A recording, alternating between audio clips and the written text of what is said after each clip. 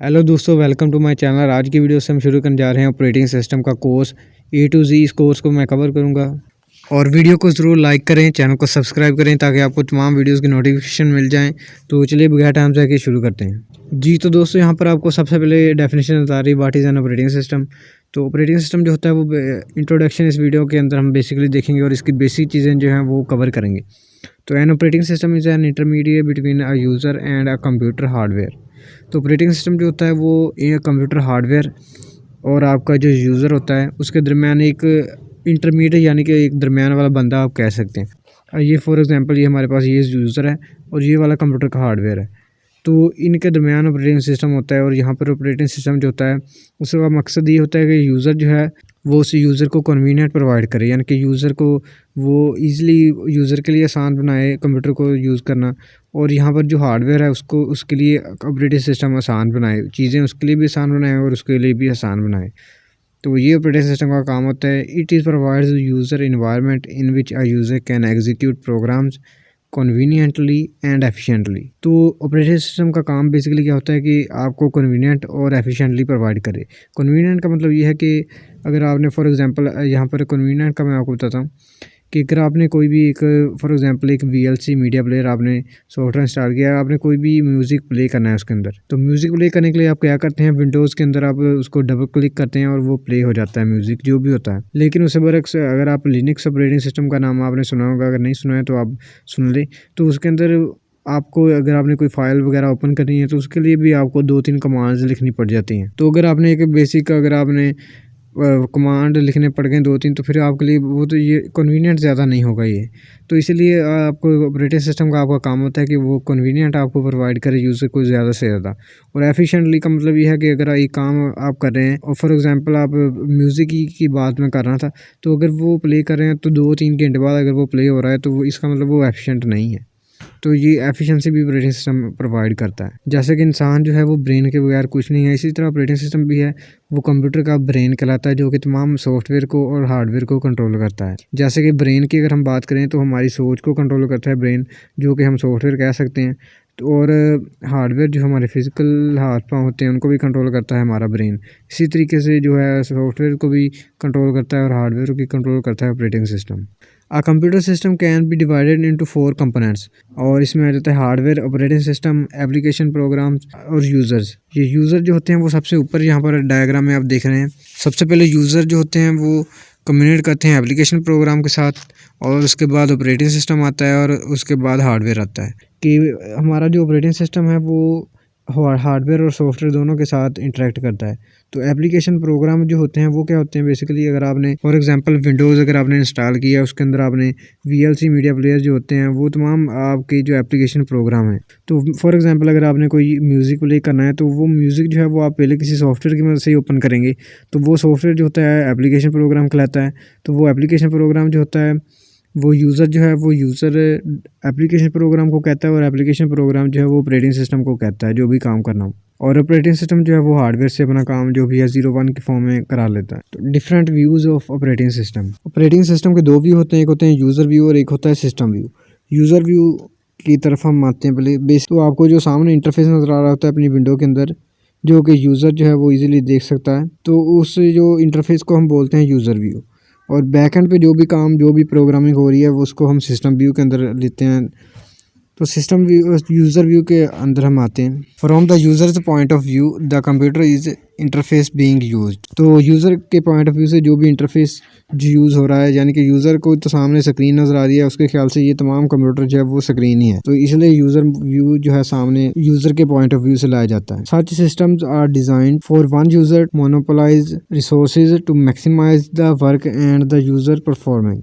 तो ये वाले सिस्टम जो होते हैं इनका बेसिक काम क्या होता है कि आपके जो यूज़र एक यूज़र जो होता है, जैसे कि आप PC जो होते हैं पर्सनल कंप्यूटर एक यूज़र के लिए बनाते हैं, तो इनको परफॉर्मेंस को बेहतर करने के लिए यूज़र व्यू जो होता है वो अच्छा रखा जाता है। आपने बहुत सारी वेबसाइट देखी होंगी, तो उन वेबसाइट के ऊपर आपने बेसिकली देखा होगा कि सर्वर जो होता है वो सर्वर आपने कहीं वेबसाइट पर लिखा होता है कि लिनक्स सर्वर उनका ज़्यादातर वो यूज़ करते हैं। वो ऑपरेटिंग सिस्टम वो इसलिए यूज़ करते हैं कि लिनक्स बहुत पावरफुल है और उसको सर्वर के तौर पे वो यूज़ करते होते हैं। और इसके अलावा अगर विंडोज़ की बात करें तो वो बेसिकली आप नॉर्मल एक घरों में एक यूज़र के लिए इस्तेमाल किया जाता है। तो इसलिए यूज़र के पॉइंट ऑफ व्यू से कोई ऑपरेटिंग सिस्टम अच्छा हो सकता है, कोई ऑपरेटिंग सिस्टम जो होता है वो आपके रिसोर्सेज के लिहाज से भी अच्छा हो सकता है। In these cases the operating system is designed most of ease of use. In these cases the operating system is designed mostly for ease of use with some attention paid performance and none paid resource utilization। तो यहाँ पर ख्याल रखा जाता है कि user view के अंदर अच्छे से अच्छा रिसोर्स यूटिलाइजेशन जो है वो उसका पेड ना करना पड़े, और ऑपरेटिंग सिस्टम जो होता है वो ईज़ ऑफ यूज़ यानी कि यूज़र के लिए जितना भी बेहतर अच्छा हो सके उतना बनाया जाए, यानी कि सिंपल वर्ड्स में यूज़र के लिए आसानियाँ पैदा की जाएँ। जी तो दोस्तों उसके बाद आता है system view. System view from the systems point of view the operating system is programme that is most intimate with the hardware. और सिस्टम के पॉइंट ऑफ व्यू से अगर हम बात करें तो सिस्टम जो होता है उसके लिए ऐसे जो ऑपरेटिंग सिस्टम बहुत आम होता है उसके लिए, और जो भी इंफॉर्मेशन होती है हार्डवेयर को मिलती है वो ऑपरेटिंग सिस्टम से ही मिलती है। The operating system is viewed as resource allocator. ज़रूरी नहीं है पूरी स्लाइड्स आपको ये पढ़ा के बताऊँ, आपको मैं सारी इन्फॉर्मेशन बता दूंगा, आपको लिंक डिस्क्रिप्शन मिल जाएगी, आप तमाम स्लाइड वहाँ से भी डाउनलोड वगैरह कर सकते हैं। तो operating system basically resource allocator का मतलब क्या होता है ये आपको मैं बता देता हूँ, इंपॉर्टेंट चीज़ है। रिसोर्स एलोकेटर का मतलब ये है कि फॉर एग्जांपल आप कंप्यूटर को यूज़ करते हैं अगर, तो ये यूज़र जो है कंप्यूटर को जब यूज़ करता है तो वो कंप्यूटर के अंदर बेसिक मेमोरी होती है, फॉर एग्जांपल ये मेमोरी है, और उसके अंदर सीपीयू होता है जो ये तमाम जो है काम एग्जीक्यूट करता है जो मेमोरी में पड़े होते हैं। तो बेसिकली सीपीयू का काम भी क्या होता है वो तमाम फाइल्स को एग्जीक्यूट करता है, और इसके अलावा आपके पास जो हार्ड डिस्क होती है उसके अंदर आपका डेटा पड़ा हुआ होता है, तमाम जो भी होता है जो हार्ड डिस्क के अंदर डेटा पड़ा होता है वो रैम में लोड होता है, सीपीयू उसको एग्जीक्यूट करता है। तो यूज़र का काम जो होता है वो बेसिकली यूज़र ने जो है वो कंप्यूटर को यूज़ करना है इंटरफेस के साथ। और रिसोर्स एलोकेटर का मतलब यहाँ पर ये है कि जो सीपीयू है वो खुद ब खुद रिसोर्स यानी कि कितना, फॉर एग्जांपल आपने वीएलसी मीडिया ओपन किया है और यहाँ पर पीडीएफ एक ओपन किया हुआ है, तो आप यहाँ पर देख रहे हैं कि वीएलसी के लिए मेमोरी कितनी चाहिए और पीडीएफ के लिए कितनी मेमोरी चाहिए। वो तमाम चीज़ें यूज़र जो है वो डिसाइड नहीं करता है, ये तमाम चीज़ें जो होती हैं ये सीपीयू ने खुद डिसाइड करनी है कि मैंने किस चीज़ को कितनी मेमोरी देनी है और कितना सीपीयू टाइम देना है। वो तमाम चीज़ें जो भी मेमोरी के अंदर होती हैं उसको सीपीयू खुद ब खुद एलोकेट कर लेता है। तो इसको हम बोलते हैं ये रिसोर्सेज जो होते हैं वो तमाम एलोकेट करता है सीपीयू खुद। तमाम सीपीयू टाइम जो है वो मेमोरी स्पेस कितनी लगेगी और फाइल स्टोरेज स्पेस जितनी लगेगी, इनपुट आउटपुट डिवाइसेस जो है उनको कब टाइम देना है और कौन सी डिवाइस नहीं है, ये और इस तरह के तमाम जो फंक्शन है वो सीपीयू खुद ब खुद रिसोर्स जो है वो एलोकेट उनको कर देता है। The operating system acts as an manager of these resources. तो ऑपरेटिंग सिस्टम जो होता है वो इसके अंदर रिसोर्स मैनेजर के अंदर बहुत अहम किरदार अदा करता है। तो ये रिसोर्सेज जो है वो ऑपरेटिंग सिस्टम इनको मैनेज करता है। An operating system is a control program. तो ऑपरेटिंग सिस्टम एक कंट्रोल प्रोग्राम आप कह सकते हैं जो कि तमाम हार्डवेयर को भी और सॉफ्टवेयर को भी कंट्रोल करता है। तो इसका मकसद बेसिकली ये होता है कि ऑपरेटिंग सिस्टम का मेन गोल यहाँ पर ये है कि जो भी यूज़र के प्रोग्राम है उनको एग्जीक्यूट करे और उनका जो है प्रॉब्लम का सलूशन प्रोवाइड करे। उसके बाद आ जाता है सिस्टम गोल्स। इसके और मेन गोल्स कौन से हैं, और प्राइमरी गोल जो है उसका मतलब ये यानी कि इसका मेन मकसद क्या है ऑपरेटिंग सिस्टम का, इज़ कन्वीनियंस फॉर यूज़र, यानी कि यूज़र के लिए आसानियाँ पैदा करें। Operating system exist because they are suppose to make it easier to compute without them. तो बेसिकली आपने ऑपरेटिंग सिस्टम आप विंडोज़ ज़्यादातर यूज़ करते होंगे क्योंकि आप देख रहे होंगे कि विंडोज़ के अंदर जितनी आपको कन्वीनियंस मिलती है वो किसी और ऑपरेटिंग सिस्टम के अंदर आपको नहीं मिलती है। उसके अलावा मैक ओएस जो होता है वो भी काफ़ी लोग यूज़ करते हैं। तो मैक के अंदर भी तो काफ़ी मुश्किल होता है, अगर विंडो आप यूज़ करते हैं तो वो आपके लिए स्विच करना थोड़ा मुश्किल हो सकता है। और लिनक्स जो होता है उसके बाद बहुत सारे ऑपरेटिंग सिस्टम है। मेन गोल जो होता है वो आपका ऑपरेटिंग सिस्टम का ये होता है कि कन्वीनियंस आपको यूज़र इंटरफेस अच्छा सा प्रोवाइड करे और आपकी प्रॉब्लम को आसानी से सॉल्व करे। Functions and management task of operating system. यहाँ पर फंक्शंस ऑपरेटिंग सिस्टम की क्या होता है, यानी कि ऑपरेटिंग सिस्टम क्या क्या काम परफॉर्म करता है। तो ये आपको पिक्चर के अंदर नजर आ रहा है। ये ऑपरेटिंग सिस्टम आपको मेमोरी भी मैनेज करता है, प्रोसेस भी मैनेज करता है।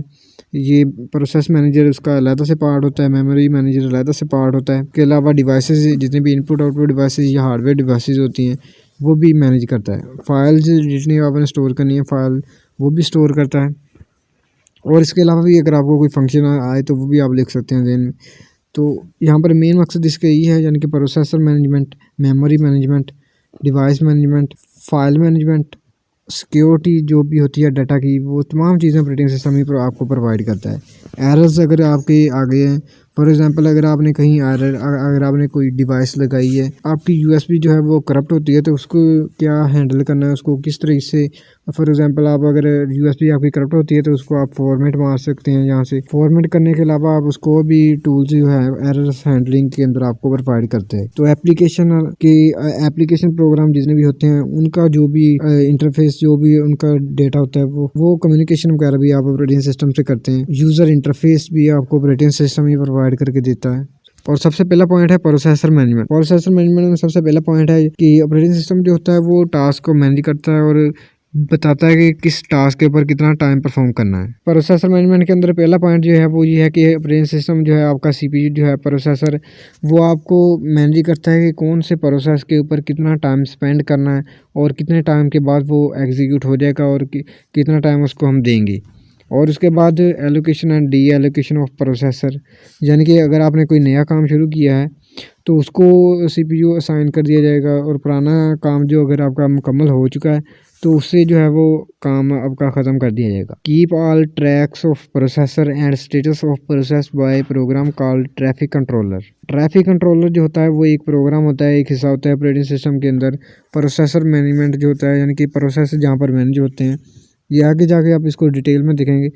तो प्रोसेस ट्रैफिक कंट्रोलर जो होता है वो क्या करता है, आपकी जितने भी काम आपने किसको सीपीयू ने काम किसको असाइन किए हैं और किसको और काम असाइन करने हैं और किससे वापस लेने हैं काम, वो तमाम चीज़ें इसके अंदर होती हैं। प्रोसेसर मैनेजमेंट की एक्टिविटीज़ क्या होती हैं, basically creating and deleting both user and system processes. System और अगर आपने बेसिकली अगर आपने कोई डॉक्यूमेंट ओपन करना है, पीडीएफ का डॉक्यूमेंट ओपन करना है, तो अगर आप डबल क्लिक करेंगे तो वो सीपीयू के अंदर एक नया प्रोसेस स्टार्ट हो जाएगा जो कि पीडीएफ को स्टार्ट करेगा। इसी तरह से वो सिस्टम और यूज़र के प्रोसेस स्टार्ट करता है, ये प्रोसेसिंग करता है जो भी होता है। स्पेंडिंग, यानी कि कौन सा काम कंप्लीट हो गया तो उसको वो ख़त्म कर देगा, और अगर आपने कहीं दरमियान में काम रोका है तो उसको रिज्यूम भी कर देगा वो। Providing mechanism for process synchronization. Process synchronization भी आप कर सकते हैं, प्रोसेस कम्युनिकेशन भी कर सकते हैं, और डेडलॉक हैंडलिंग भी आप कर सकते हैं। ये तमाम चीज़ें, डेडलॉक हैंडलिंग, प्रोसेस कम्युनिकेशन, ये फ़िलहाल आप आगे जाके इसको डिटेल में देखेंगे कि ये चीज़ें क्या होती हैं। उसके बाद मेमोरी मैनेजमेंट, यानी कि आप मेमोरी भी मैनेजमेंट का काम आपका ऑपरेटिंग सिस्टम ही करता है। Operating system provides fast storage that can be directly assessed bye CPU. तो बेसिकली होता है कि सीपीयू ने अगर कोई काम करना है तो सीपीयू जो होता है वो डाटा जो है रैम से लेता है आपकी। तो रैम ऑपरेटिंग सिस्टम का काम भी होता है यहाँ पर कि ऑपरेटिंग सिस्टम ने जो भी मेमोरी होती है ऑपरेटिंग सिस्टम वो मैनेज करता है। तो ऑपरेटिंग सिस्टम ने मैनेज करना है कि यहाँ पर रैम में फाइल्स कितनी लोड हैं, और यहाँ पर सीपीयू को जो भी चीज़ चाहिए ऑपरेटिंग सिस्टम ने उसको जल्दी से जल्दी प्रोवाइड करने की जो है वो कोशिश करनी है। ऑपरेटिंग सिस्टम का यहाँ पर बहुत अहम सा रोल होता है, मेमोरी को मैनेज करता है, ये कितनी मेमोरी इसके अंदर चाहिए और कितनी सीपीयू को देनी है, और ये तमाम मेमोरी का काम जो है ऑपरेटिंग सिस्टम करता है। मेमोरी एलोकेशन और डी एलोकेशन, यानी कि मेमोरी असाइन करनी और दोबारा डी एलोकेट का मतलब है दोबारा वापस लेनी, ये काम भी ऑपरेटिंग सिस्टम करता है। उसके बाद हमारे पास है डिवाइस मैनेजमेंट। डिवाइस आपकी डिवाइसेस जो भी होती हैं, इनपुट डिवाइसेस या आउटपुट डिवाइसेस, और उनके डाटा का डिवाइस की कम्युनिकेशन आपस में होती है, वो भी ड्राइवर जो होते हैं, डिवाइस ड्राइवर्स उसके अंदर होते हैं। आगे जाके इसको आप तफसील से देखेंगे। डिवाइस ड्राइवर जो होते हैं वो भी ऑपरेटिंग सिस्टम का एक पार्ट होता है, तो डिवाइस ड्राइवर्स को भी कंट्रोल करता है ये ऑपरेटिंग सिस्टम। उसके अलावा फाइल मैनेजमेंट के अंदर भी आपकी कौन सी फ़ाइल आपकी तरतीब में पड़ी हुई है, अगर आपने कोई फ़ाइल को अपडेट करना है, फ़ाइल को डिफरेंट फाइंड करना है कोई फ़ाइल को, तो तमाम फाइल्स जो हैं वो आपकी मैनेज करता है। सिक्योरिटी का काम भी करता है ऑपरेटिंग सिस्टम, और अनऑथोराइज्ड एक्सेस से आपको सिक्योरिटी का भी फंक्शन प्रोवाइड करता है। वायरस से के अगेंस्ट प्रोटेक्शन जो अगर आपने करनी हो तो आप एंटीवायरस का यूज़ करते हैं। ये तमाम आपकी जो प्रोटेक्शन से रिलेटेड आपकी चीज़ें हैं, ये भी आपको ऑपरेटिंग सिस्टम ही प्रोवाइड करके देता है। उसके बाद एरर डिटेक्शन, जैसे कि मैंने आपको बताया कि अगर आपका कोई एरर आ जाता है तो उस एरर से रिलेट कैसे करना है, वो भी आपको ऑपरेटिंग सिस्टम प्रोवाइड करता है। जी तो दोस्तों, ये थी आज की वीडियो। ये उम्मीद है आप लोगों को पसंद आई होगी। वीडियो को लाइक करें, शेयर करें, और चैनल को सब्सक्राइब करें अगर आपने नहीं किया है। तो अगली वीडियोस के अंदर इंशाल्लाह हम देखेंगे ऑपरेटिंग सिस्टम की टाइप्स कौन सी होती हैं। वीडियो को ज़रूर देखें अगली को भी, और चैनल को सब्सक्राइब करें अगर आपने नहीं किया। तो मिलते हैं नेक्स्ट वीडियो में, तब तक के लिए अल्लाह हाफ़िज़।